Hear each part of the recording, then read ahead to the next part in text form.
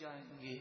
سل بنی اسرائیل، بنی اسرائیل سے پوچھو، کم آتیناہم من آیہ، ہم نے کتنی انہیں نشانیاں عطا فرمائیں، ایسی نشانیاں بینہ جو بالکل واضح تھیں، مگر انہوں نے ان نشانیوں سے عبرت حاصل نہ کی۔ وَمَن يُبَدِّلْ نِعْمَتَ اللَّهِ، اور جو کوئی اللہ کی نعمت تبدیل کرے، جیسے انہوں نے کیا کہ توریت اور انجیل میں تبدیلی کر دی، من بعد ما جاءتہ، بعد اس کے کہ وہ اللہ کی نعمت اس کے پاس آ گئی، پھر اس کو وہ چینج کر دے، فإن اللہ شدید العقاب، پس بے شک اللہ شدید عذاب دینے والا ہے۔ کافر لوگ کیوں توبہ نہیں کرتے، اور کیوں وہ آخرت کو ترجیح نہیں دیتے، کیوں وہ قبر و آخرت کی فکر نہیں کرتے، کیوں انہیں موت نہیں ڈراتی؟ فرمایا وجہ یہ ہے، زُيِّنَ لِلَّذِينَ كَفَرُوا الْحَيَاةُ الدُّنْيَا، کافروں کے لیے دنیا کی زندگی آراستہ ہو گئی، وہ دنیا کے لیے جیتا ہے، دنیا کے لیے مرتا ہے۔ یہ تو کافروں کا حال تھا اور ہے، آج کے مسلمانوں کی اکثریت کی بھی حالت یہی ہو گئی۔ وَيَسْخَرُونَ مِنَ الَّذِينَ آمَنُوا، اور وہ غریب مسلمانوں کا مذاق اڑاتے ہیں۔ یسخرون کے معنی مذاق اڑاتے ہیں، من الذین آمنوا ایمان والوں کا، یہاں مراد غریب مسلمانوں کا وہ مذاق اڑاتے ہیں، یعنی ان کے لیے بلندی کا ذریعہ مال بن گیا۔ اب جو مالدار ہے ان کی نظر میں عزت والا ہے، اب جو غریب ہے چاہے وہ متقی اور پرہیزگار ہو، چاہے وہ کس قدر دینی طور پر کس قدر مقام پر ہو، ان لوگوں کے نزدیک اس کی کوئی ویلیو نہیں ہے، مذاق اڑاتے ہیں غریب مسلمانوں کا۔ لیکن دنیا کا نظام ہے، اللہ تعالی کبھی کبھی کافروں کو بہت مال دیتا ہے اور کبھی کبھی مسلمانوں پر آزمائشیں آتی ہیں، یہ تو دنیا کا نظام ہے۔ لیکن آخرت میں کامیاب کون ہوگا؟ والذین اتقوا فوقهم یوم القیامہ، اور وہ لوگ جو متقی ہیں قیامت کے دن وہی غالب ہوں گے، وہی کامیاب ہوں گے۔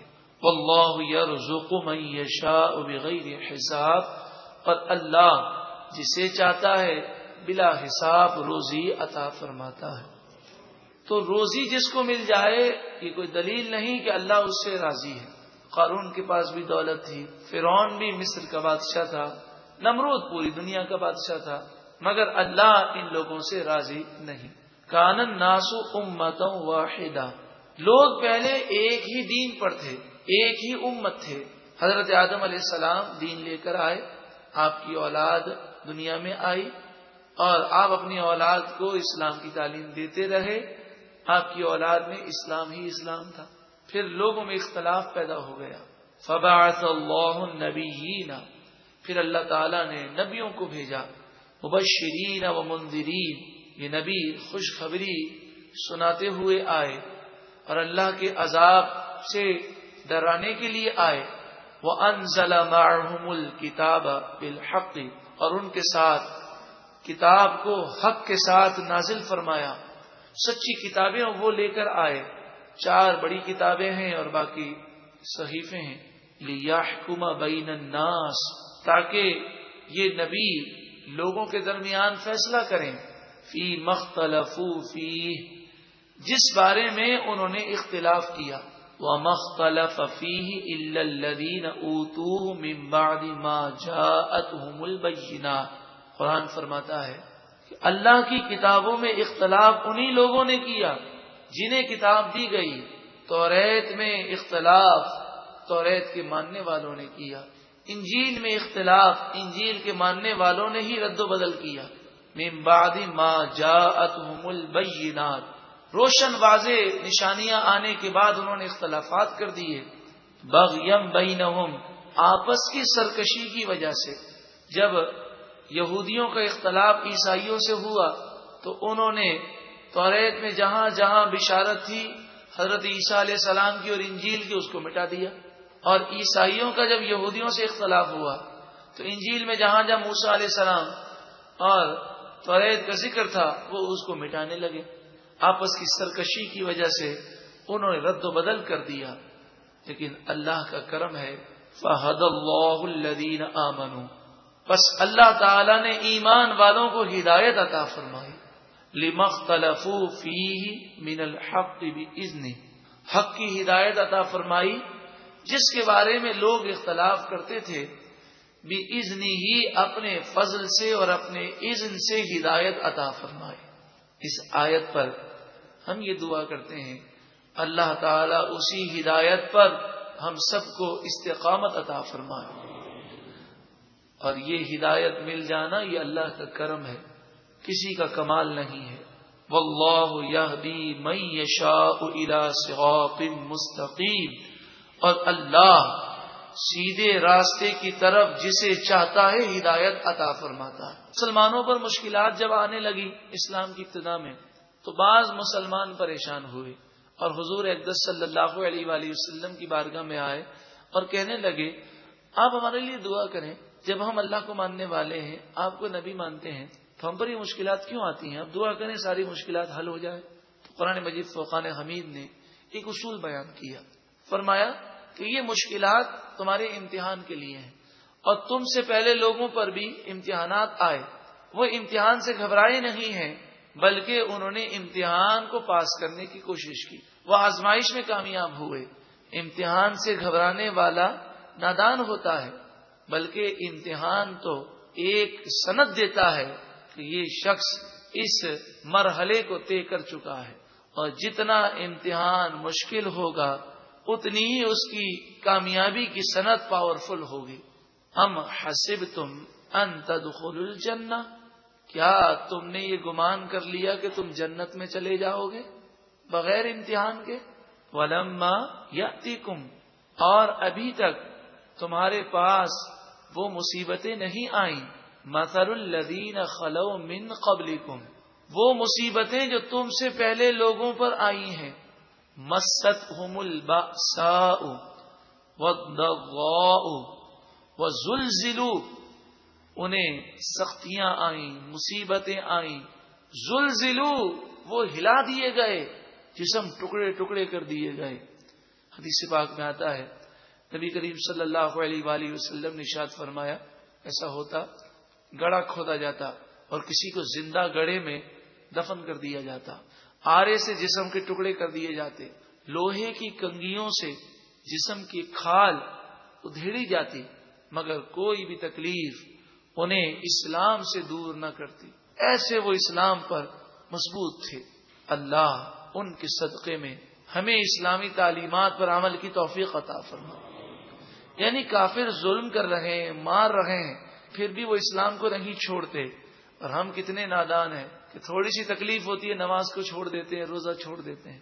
حتی یقول الرسول والذین آمنوا معہ، یہاں تک کہ رسول اور جو ان کے ساتھ ایمان والے تھے وہ دعائیں کرنے لگے، متا نصر اللہ، اے مالک و مولا تو اپنی مدد عطا فرما، الا ان نصر اللہ قریب، سن لو بے شک اللہ کی مدد بہت قریب ہے۔ جب انہوں نے دعائیں مانگی تو انہیں یہ بشارت دی گئی۔ اللہ تعالی مسلمانوں کو بھی اپنی غیبی مدد عطا فرمائے۔ یسألونک ماذا ينفقون، وہ پوچھتے ہیں آپ سے کہ وہ اللہ کی راہ میں کیا خرچ کریں، یعنی کہاں کہاں خرچ کریں۔ یہ سوال صدقہ واجبہ کا نہیں ہے، یہ سوال زکوٰۃ کا نہیں ہے، بلکہ خیرات کا ہے۔ سوال کرنے والے جو سائل تھے وہ بہت مالدار تھے، اور ان کے سوال کا مدعا یہ تھا کہ زکوٰۃ تو میں دے دیتا ہوں، میں صدقہ واجبہ بھی دے دیتا ہوں، میرا کوئی ایسا مسئلہ نہیں کہ میں اس مال کو خرچ نہ کروں اور مجھے یہ ذخیرہ کرنا ہو، تو آپ مجھے طریقہ بتائیں میں کہاں کہاں یہ مال خرچ کروں۔ تو قرآن نے ایک اصول بتا دیا کہ صدقہ واجبہ اور زکوٰۃ کے علاوہ جو بھی مال تم اپنے رشتہ داروں کے حقوق ادا کرنے کے لیے خرچ کرو گے اور لوگوں کی مدد میں خرچ کرو گے، مسلمانوں کی مدد میں، اور اللہ کی راہ میں خرچ کرو گے، وہ سب خیرات ہے اور اس کا تمہیں ثواب دیا جائے گا۔ قل، اے محبوب آپ فرمائیے، ما انفقتم من خیر، جو تم بھلائی میں خرچ کرو، فللوالدین، تو سب سے پہلا حق ہے والدین کے لیے خرچ کرو، کہ والدین کو مال دینا یہ بھی بہت بڑی نیکی ہے۔ والاقربین، اور رشتہ داروں پر خرچ کرو، والیتاما یتیموں پر خرچ کرو.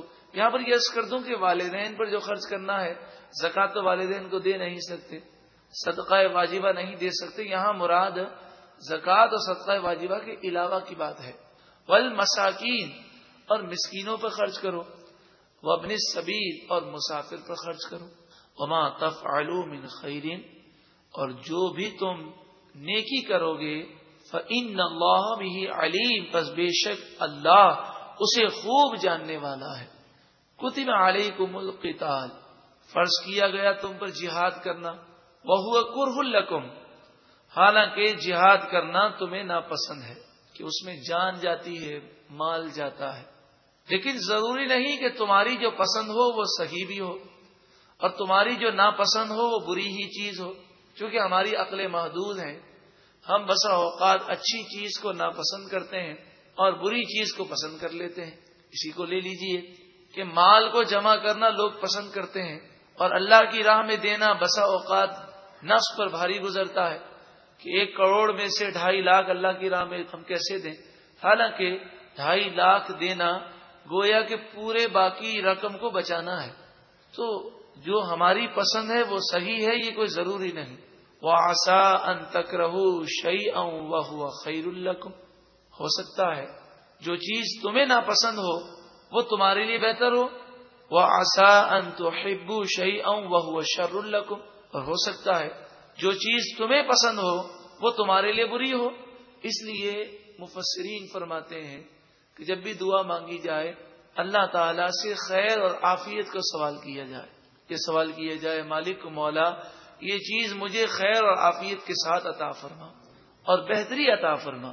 واللہ یعلم وانتم لا تعلمون اور اللہ خوب جانتا ہے اور تم نہیں جانتے. جائیں گے سل بنی اسرائیل بنی اسرائیل سے پوچھو کم آتیناہم من آیہ ہم نے کتنی انہیں نشانیاں عطا فرمائیں، ایسی نشانیاں بینہ جو بالکل واضح تھیں، مگر انہوں نے ان نشانیوں سے عبرت حاصل نہ کی. وَمَن يُبَدِّلْ نِعْمَتَ اللَّهِ